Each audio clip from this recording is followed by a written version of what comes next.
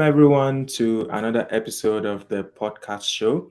I'm your host by the name Ayafeoluwa Leomi, and today I am joined with a very special guest, someone in Cuesoft, a very crucial body of Cuesoft that handles clients both locally and internationally, and that actually makes our company work. So, like I said, is very crucial. I know we've in the past episode we've talked about um, the things we are achieving in Cuesoft, which include Talent Academy and the Dev Labs. But of course, everything circulate back to the person that can get us client for some people in the Dev Lab to be able to work on, like on some teams in the Dev Lab to be able to work on. So today we are joined by Mubiyn Sheidu, the Chief Operating Officer at Cuesoft, and he will be talking about how CueHire from you'll be talking about CueHire from the client side of Cuesoft and how they find clients and the project and keep everyone happy, basically. So, welcome, Mr. Mubin. Can you briefly introduce yourself more? Thank you so much. Very nice to be here again. Excited as always, and I'll try not to bore our listeners with too much business talk. I want it to be fun today because acquiring clients is always a fun thing to do. So thank you so much for having me. Okay, great. I actually like how you say that you will not bore the listeners. So I'm looking forward to that because I don't think I want to be sharing statistics of these and that. I want everybody to be more engaged. So, to the first icebreaker, what is Okay. the weirdest client you've ever gotten? Weirdest. There are a couple of weird ones actually. When you deal with clients, trust me, it's a very weird scenario to be in. But yeah, I think one particular one actually rings a bell, which is like there was a client we met that wanted us to build something like Facebook for $500. And he gave us a very short timeline. Just can you help me build Facebook in 2 days? And how much is your budget? Oh, it's $500. Wow. Okay. So jokingly, I was like, oh, would you also like maybe Instagram and X? And then I can also try WhatsApp.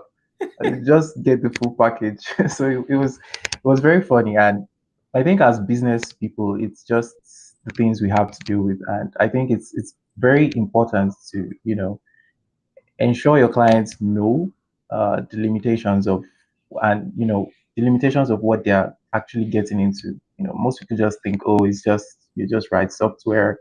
The software part is like the probably the easiest part.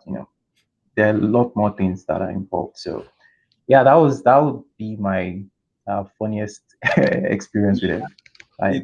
yeah, it is definitely funny. Like building a Facebook like app for $500. Wow. Yeah, so that's a good one. So if only app Yeah. building would work like that, work like instant noodles, everybody will be building apps like that. So Yeah. yeah, let's get down to it. So let's start from the top. So how do you actually get client? Because in this era of the world being small, right? Everybody is on their computer pressing and the like. So how do you get clients, or should a developer just sit down at home waiting for clients to knock on the door? Uh, yeah, how do you get client? Well, this is also very interesting, and I really appreciate the question. So, like you said, developers can't just sit in their house and expect clients to come and meet them. And I think that's a mistake a lot of people make early on. Some talented, very talented people don't even get the acknowledgement they deserve because they hide what they do. They don't really put their work out there and things like that. And as someone, if you're actually interested in getting clients, so it's in two parts. For local clients, you need to do more groundwork. Like it has to be more, personal relationship you have with people. Then it scales up. So if you do a good project and then it's like, oh, recommendations, this person did this for me, and then you sort of climb up the ladder that way. And for the international clients, it's about, um, proof and trust. You need to show like track record of what you've done, and you have to be very professional. You know, as Nigerians, we know what we call Nigerian time and things like that. But for foreigners, when they say, "Oh, Monday," Monday is Monday.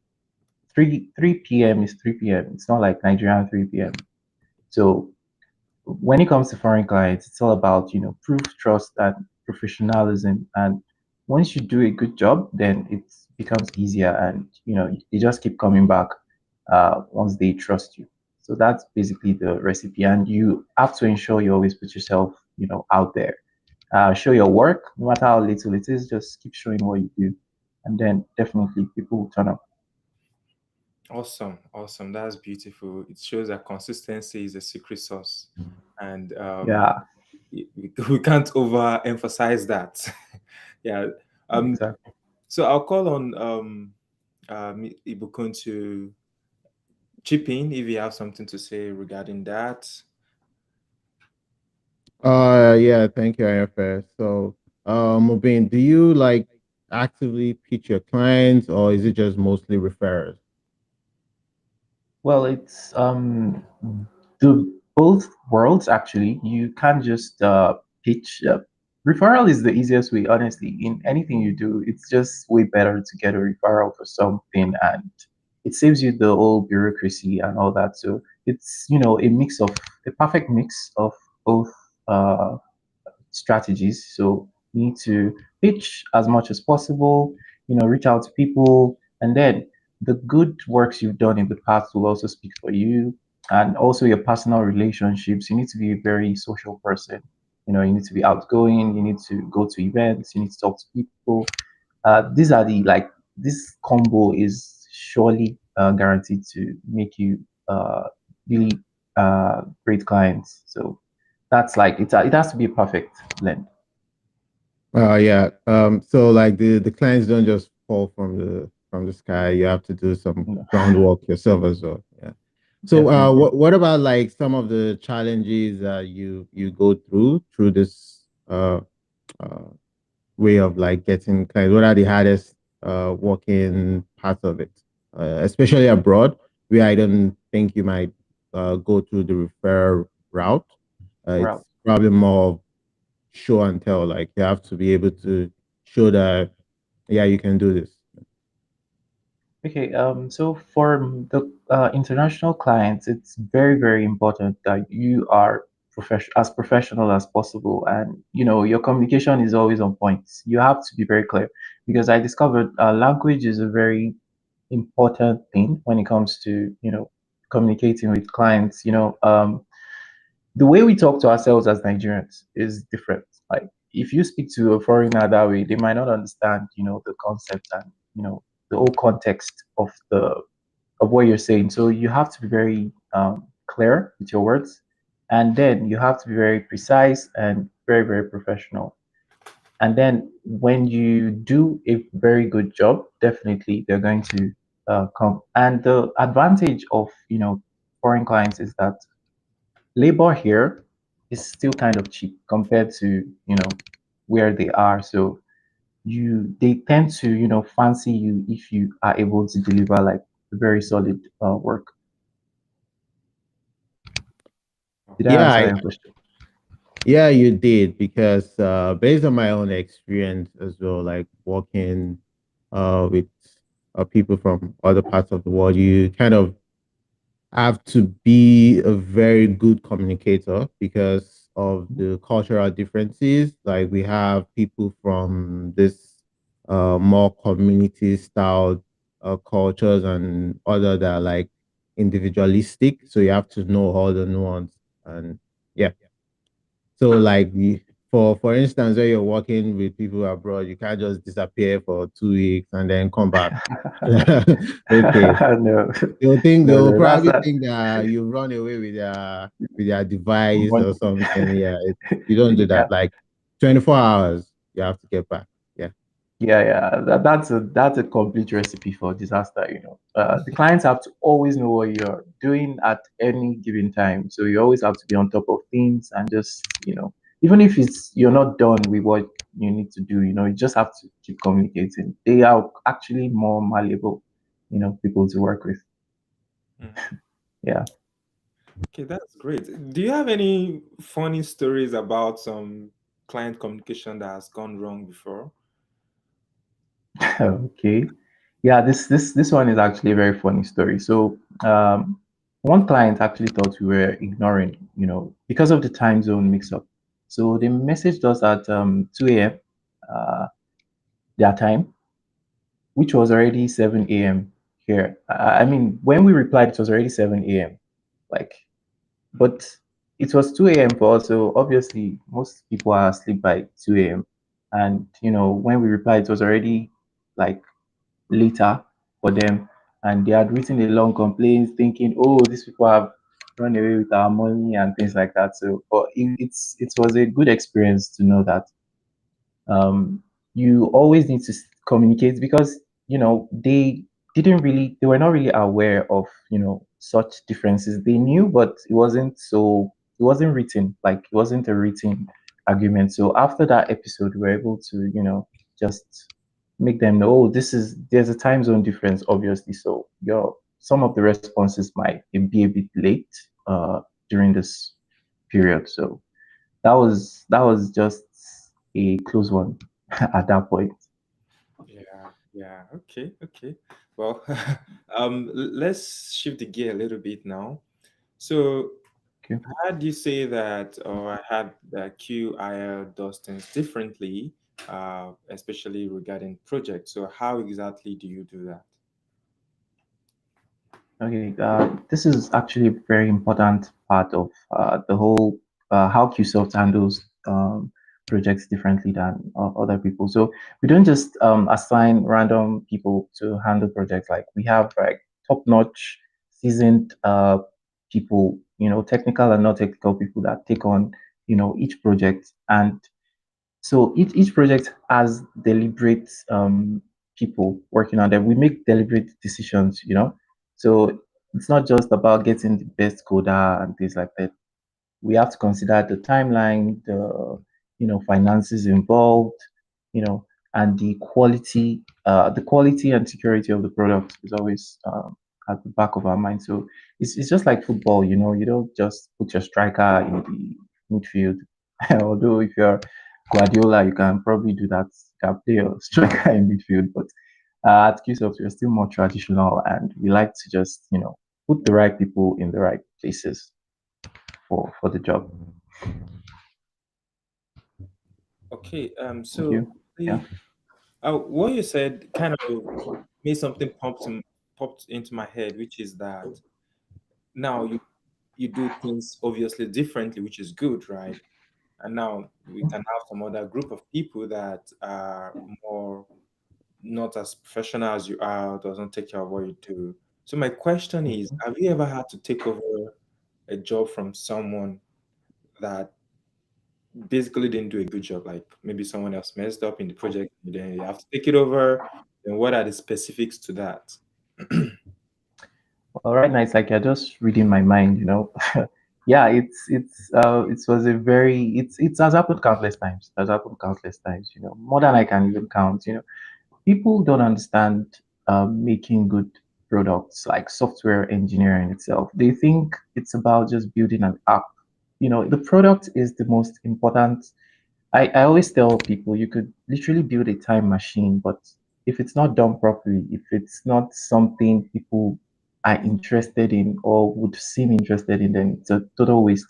So countless times we've had to clean up, messy projects, that people. In fact, there was an occasion where, oh, the client came to us and we told him the the expectations, and we gave him like our list, and he was like, no, this is not going to work for me. He went somewhere else.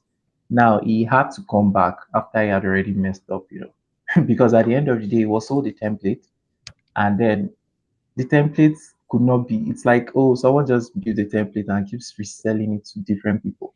Mm, At the end of the day, it wasn't really usable. It wasn't planned, because a product is not just an app. You need a lot of planning needs to go into the product for it to actually be a success. So yeah, countless times we've had to take broken projects and get them to production level. I think we we are sounding like first responders, but yeah, we've had to do a lot of that in the past. Yeah. Yeah, exactly. You actually sound more like that, like the person that tries to to stop the bleeding and take care of the any issue that is happening. Wow, that is awesome. So We don't castigate. We don't also castigate. We bring you in, even though we know, oh, you messed it up, but we still bring you in. okay, Yeah. as the popular saying goes, we listen, we don't judge. So for you to Yeah. we build, we don't judge. We Awesome. build, we don't judge. Yeah. Yeah. Okay. So can you tell us any? I mean, we've been talking about some of the challenges and how you have to take up some other people's projects and likes, but can you get more specific into some of the success story for our listener out there, to be sure that we are not just cooking some things up. So yeah, just for our listeners out there to know that okay, these some of the processes you've said works. Yeah. We've had quite a lot of success, both locally and internationally. And I think I would just start with a very simple one, which was an Abuja-based client. He's based in Abuja, so he came to us. There was a bit of lack of trust at first, so he came to us with a simple website.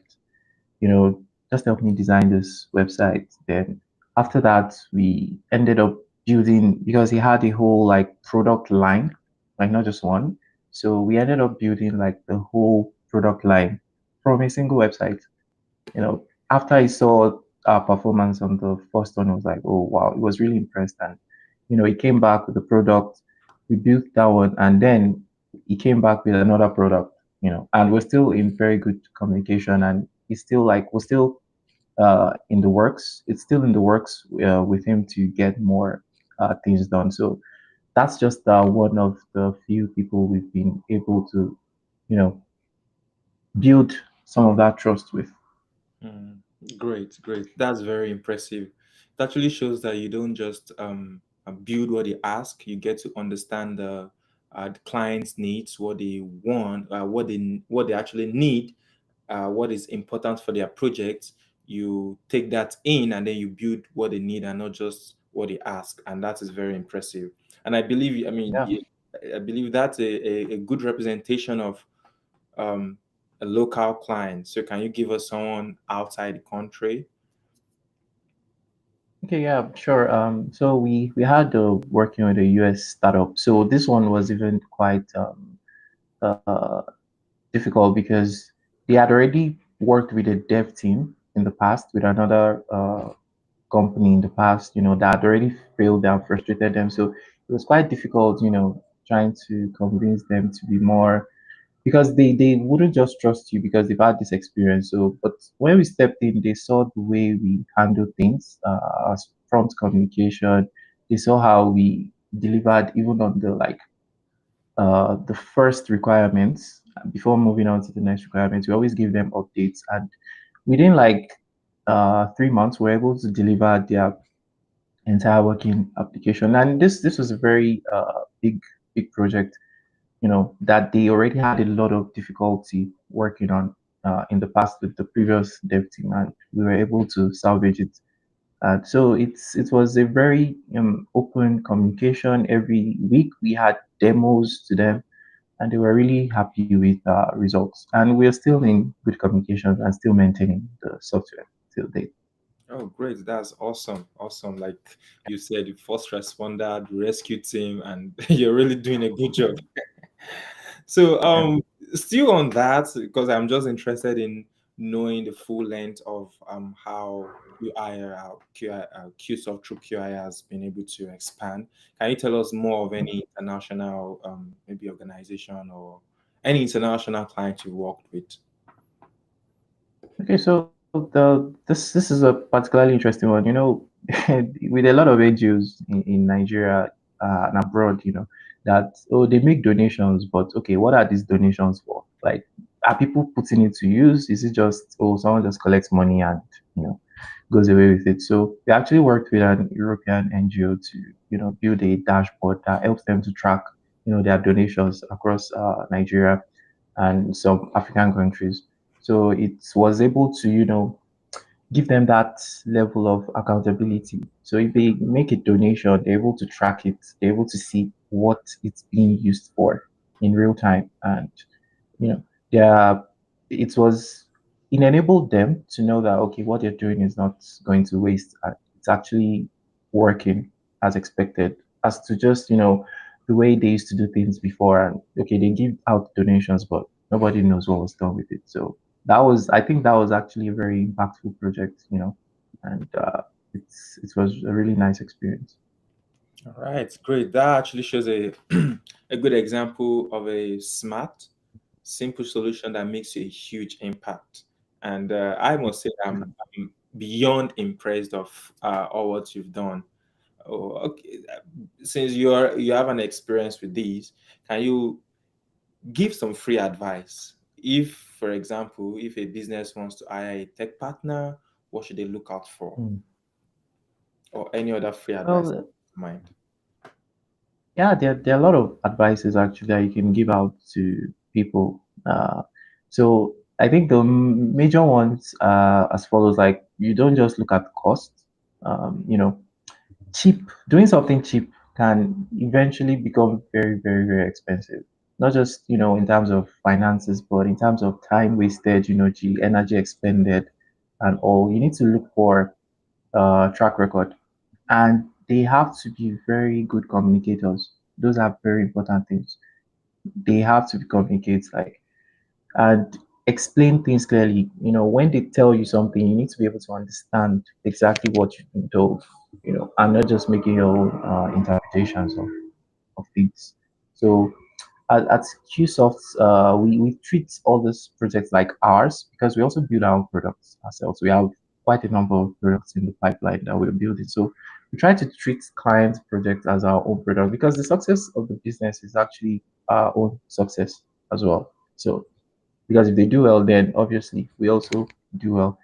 And we always put our best people on products. We keep everyone updated all the time, and we just make sure it's not just done, but it's done the right way Mm, and the best way possible. And we have the best people in the company that have like a lot of experience working across various industries. So it's just the perfect blend of everything you could hope for. great. So basically, QI is saying, don't just get it built right. Yeah, it's just like vibe coding. You could vibe code, but vibe debugging, that's where the problem is. Where you start vibe debugging and you're unable to fix Mm, it. So yeah, yeah, it's so yeah, easy to vibe you code, have but to. then when you get to yeah. Yeah. Okay, so what advice would you also give to businesses, especially the ones that have to outsource, but they are scared or they are nervous about doing that? Well, the advice I'll give to them is it's simple. You have to start small. It has to be progressive. Start small. Give us a small feature, module by module. Expect, don't just dump everything at once. Try to build small and then, scale as you progress, And once you see how, we work, then of course you can continue scaling with us, So yeah, start small. We are not asking you to just jump right in, just start small, see what we have to offer, and then you can progressively scale from there. All right. Thank you so much. So just before we round up, let's have some fun. So I'm going to Okay. some very quick questions at you, and anything that comes Okay. to mind first, just answer. Okay. Are you ready? Okay, I'm ready. You ready? I hope so. I hope so. Hey, the first question: what's your favorite project you worked on at CueHire? Oh, okay. That's actually a good one. I actually have a lot of projects I worked on that are really inspiring, and I've learned a lot. I've learned quite a lot working here, and but I don't really have. I think I have two favorite ones. One is the NGO dashboard that I talked about due to its impact and the lives it's able to touch. And then the second would be our own product because the engineering involved was really top notch and it was just state of the art, and I was able to try new things, and watching everything come together in real time was just really inspiring for me. It's made me want to do a lot more. So I would say yeah, those are my two favorite projects Okay, so cool. far. So the second question is, what's the toughest deadline you've ever Okay, apart from the $500 Facebook. Yeah, I would say there was a time we had to build like an MVP. It was very like important, and we understood the situation. So we had to build a MVP in like 10 days. And yeah, a lot of sleepless nights, but we were able to pull it off, and it's really paid off. So that was like the toughest deadline, 10 days MVP. Okay, great. Third question. Yeah. If you could work with any brand in the world, any, what would they be? Well, we don't mind working with Tesla, the White House. If they have, we can help them build stuff. We have very talented people in the house. So Mm. yeah, I would say, the top companies. Yeah, it will be fun. They can trust us. We are ready. We are so ready. Sorry to cut and like so. Elon Musk. Uh, this is an invitation. Just An open shut up. invitation. Just Yeah. yeah, yeah. Yes, okay. And the last one would be, if you weren't in tech, which career would you have picked? I can you take a guess maybe? Uh, Basketball. Well, I'm quite tall, but no, I would have actually been a footballer, in my dreams, Sha. In my dreams. But Wait, you said it's your yeah, dream? in my dreams, definitely. I really liked playing football, but it wasn't just for me. So I had to code. I had to come out, code. So I Mhm. left. I left that aside. Yeah. Okay. All right. Thank you so much, Mr. Mubin. Thank you for joining us, for breaking Thank down you the so much. process, for walking us through. We are really grateful for you coming on here. Thank you. Thank Yeah. you. The pleasure is mine. Yeah. And to our listener, whether you are a local business or an international client, you've just heard why CueHire is a trusted partner, and we'll drop the contact information and drop contact information in the chat, or you can check the CueShow, the CueShow bio, and you'll be able to see the contact information. Right. So until next time, we want everybody to keep building smart and building strong. Thank you so Sorry, much. you forget to mention Elon Musk, Dangote, $40. Yes. Open invitation Yeah. to them all. Open invitation. Yes. Let's build your stuff for you. Yes, let's build up global projects you've had on your mind. Let's build the idea you have. Let's build it for you.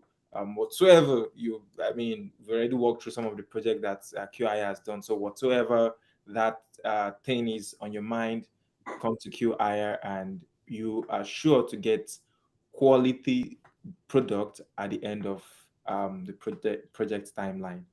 And I'll before we even close, I'll hand it over to uh, Ibukun if you have anything to add.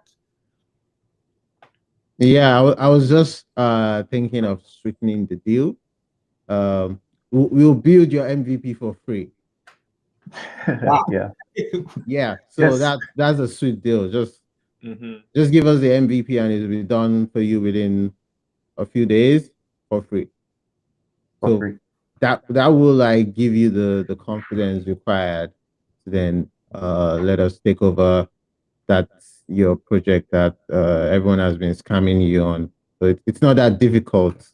So you can Yeah. bring it our way. We are highly skilled. Like there's just so much talent in Cuesoft and Dev Labs.